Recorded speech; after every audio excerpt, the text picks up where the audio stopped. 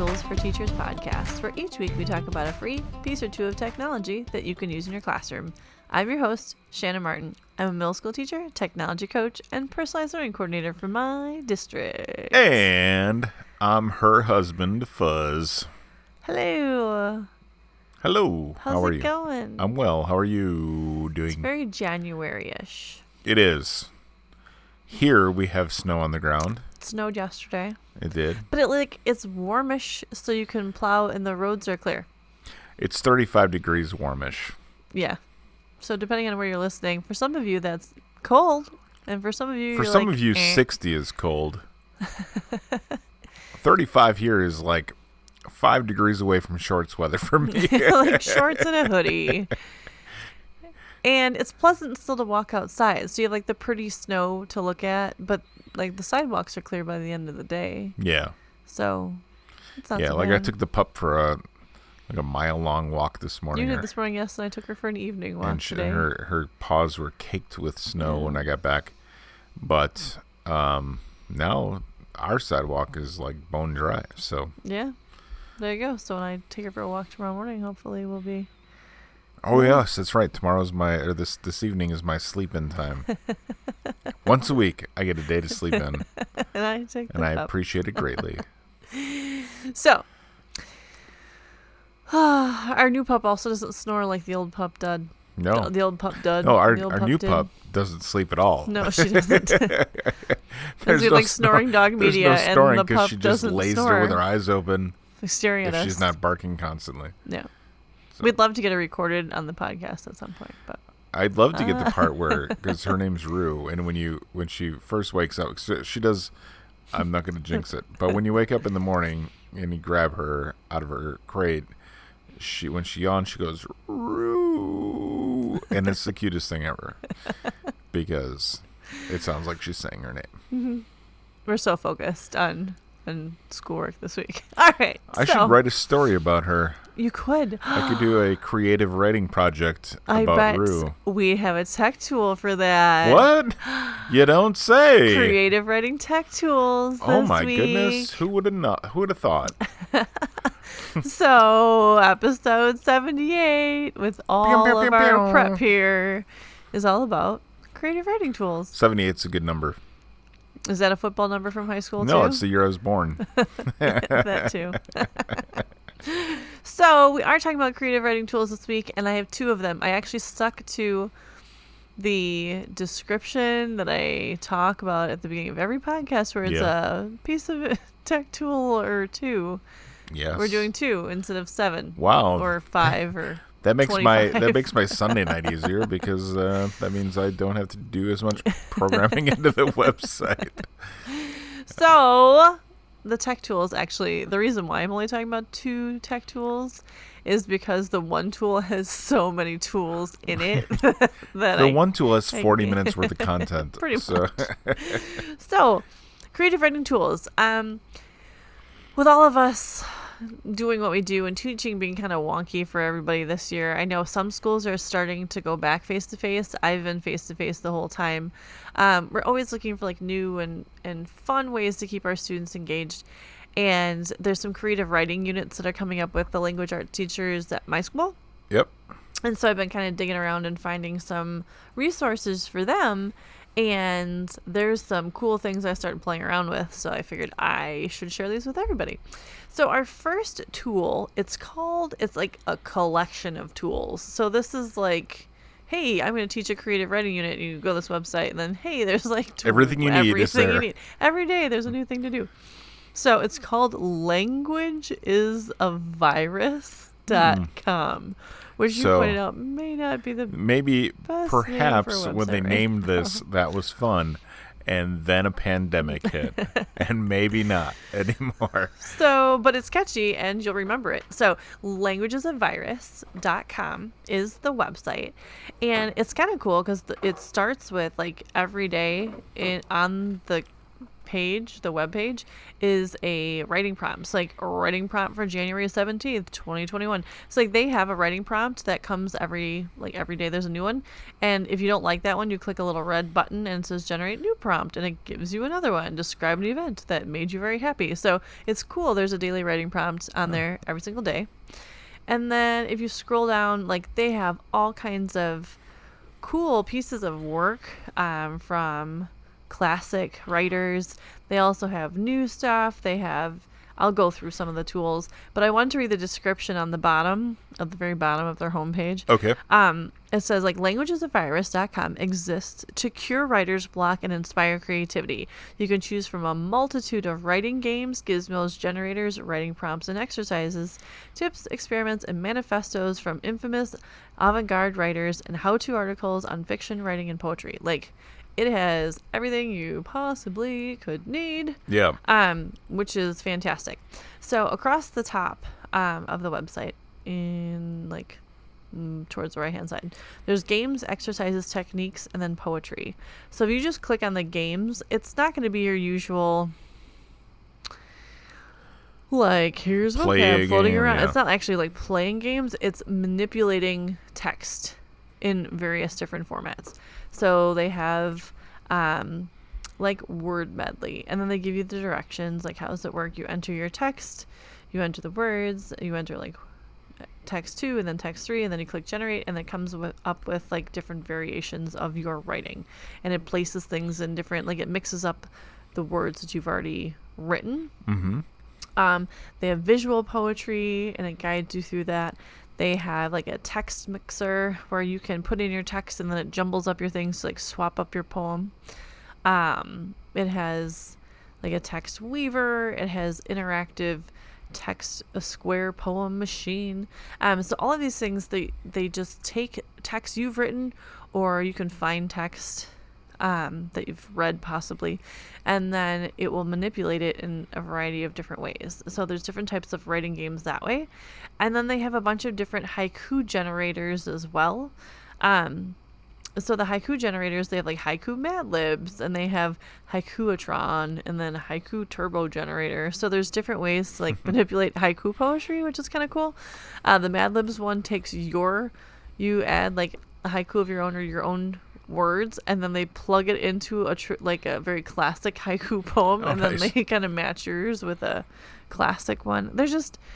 For me, it's a great way to get kind of older kids doing vocabulary doing some vocabulary work, but creative writing, and it doesn't feel help loosen them up a bit. Yeah, for writing, making it interactive and kind of fun without saying oh, everybody take out your markers and let's write a poem. It just I don't know, I liked that it's not super showy. It's not all kinds of stuff. There's just gonna be a couple ads here and there on the sides, and then they have a poem engine, and they have Jabberwocky gibberish generator, and that's so they have writing games and haiku generators and text manipulation on the left hand side, and then text generators with wordplay and dictionary cut up, and then interactive poetry generator. These are on the right hand side, and the name generators, creative writing tools. That's just all on the games page. There's so many things that you can pick and choose from. Sure. And then they have exercises, which you can find some of those down the center. Then if you click on the exercise button, then it goes on the center of your screen with all the games and activities on the sides of it. Sure. So again, there's not a ton of graphics, and there's kind of ads in there, but there's so many options for older students. I would say 5th grade and up, even 4th grade and up. And then it's kind of cool too, because they have the history then behind different types of writing. So you can pick surrealism, and then if you click on that, it talks about how it's applied to creative writing, and it gives you some background and some history and just some interesting tidbits of information. So if you are starting a creative unit and you're just looking to engage some older kids, and also in general, just if you want to mix up whatever lesson you're doing, you can incorporate creative writing into any content area, using specific content vocabulary, or give them a little brain break and just let them create. They have a whole rhyming dictionary. They have Twitter poetry. There's just, again, there's so many options. I could sit here. Pentameter. I haven't said that phrase, probably since school, back in at least college. It's very cool. Yeah. So, fun little tidbit. Just an anecdote. At work, every so often we do kind of fun contests and things. And have you ever heard the phrase, "The quick brown fox jumps over the lazy dog"? Yes. And what's significant? Do you know what's significant about that? No, I don't remember. Is that sentence uses all 26 letters in the alphabet in one sentence. So when you're looking at fonts, usually it will have that sentence because you can see all of the letters at once. So we have a contest going on at the office to whoever can come up with a phrase that uses all the letters of the alphabet. To describe our company. Nice. They'll win $100. Wow. Yeah, Have you thought of one yet? I have not. But working on it. Typically, as one of the partners, I tend to stay out of the contest because I don't want to feel like. But I feel like that would be one that you would want to enter. Yes, but I'd prefer like one of the younger employees wins or something. So then they can have that title and be that cool person. Yeah. Nice. So. Well, that's fun. But yeah, I just that website reminded me of this. Hey, maybe you could put in the letters and see what it cranks out for you. True. Actually, there was one person who had put it into a what's the anagram generator that helped sort out the words. Yeah, so it's pretty cool. That's fun. Yeah. So hopefully we'll have some cool ideas. I'm sure for $100 that we'll get a good number from our. And if any of you have any ideas, feel free. Yeah, yes. Jump in on that. Please help us win $100. Yeah. So languagesavirus.com has so many different cool creative writing resources and activities, and but also technique and just practice using various types of language. I think it's kind of cool, and I think a good writing experiment too for kids would be to come up with a different name than language as a virus. Well, give them it's been around for a while, exercise. so I'm guessing that. Oh yeah, I'm sure. Yeah, I'm sure it is a fun kind of name, even it sticks. Given the fact that there's a global pandemic now, right. But it's still fun. Yeah. Maybe it's even better now. Yeah, it's gonna be people remember it more. Oh yeah, that's kind of clever. So cool. Our second website. Yes. On creative writing, it's called blackoutpoetry.glitch.me. All right. So on that note, so this is a blackout poetry maker. Yeah. And are you familiar with blackout poetry? No, but it looks kind of like a. It's so cool. Have you ever heard of the Frankenstein veto? No. No. Where a bill gets passed to a governor, and then the governor vetoes only select words out of the or letters out of the bill in order to make it say something completely different. Nice. And I assume that would be exactly what this is. Yeah. Except for it's poetry, but yes. So what you do is, this one is pretty straightforward for everyone who's familiar with blackout poetry, where you have your piece of text and you can choose your own text, or you can copy and paste a chunk of text into their in their little custom text box on the left hand side. And you enter your text in. And what's kind of cool is they give you little extras. So you can choose your font. They have a few choices. You can choose your letter size. And then once you hit enter, it shows up in the bigger screen on the right. And then you have it. You just click on the words you want to keep. And you can do it at random, or you can be very specific to create the poem that you want. And then you click the magic blackout button, and then just the words that you want to stay for your poem remain in the text. And there you have it, your blackout poem. You can choose it if you want it in square or if you want it full text. And you can render the square or render the full text, and then you have it there. If you want to take a screenshot of it, you can. And you are able to then have your snazzy little piece of blackout poetry, folks. It is that simple.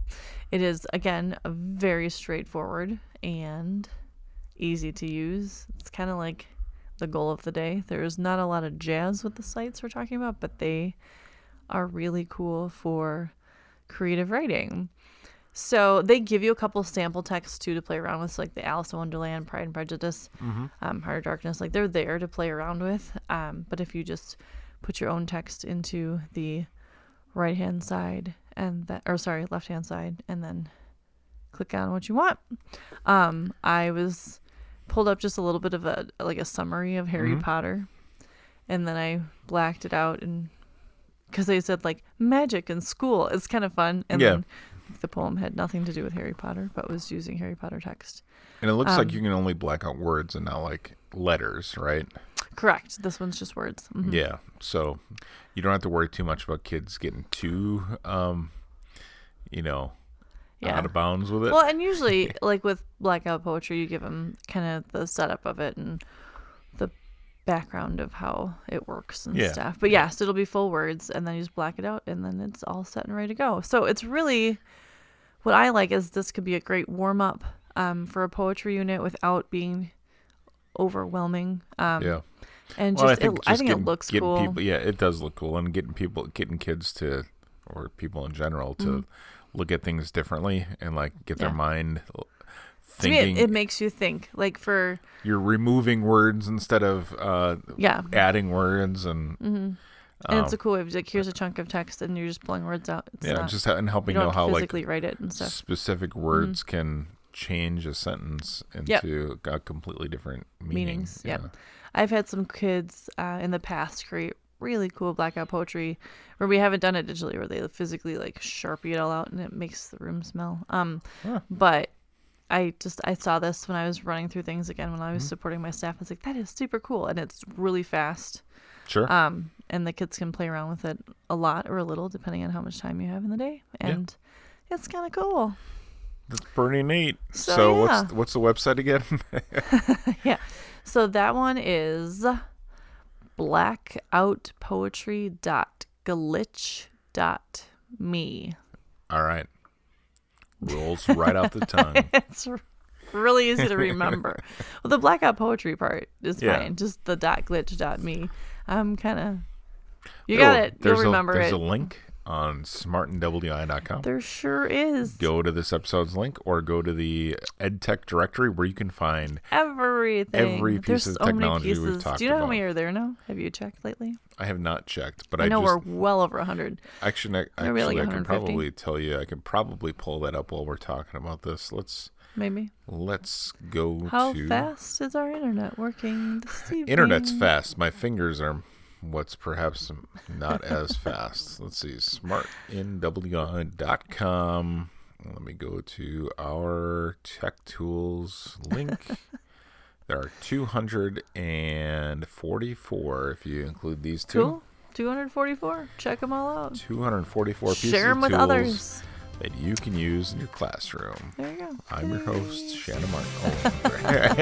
And on that note, thanks for After tuning 78 in. episodes, kind of start to remember a little bit. Thanks for tuning in.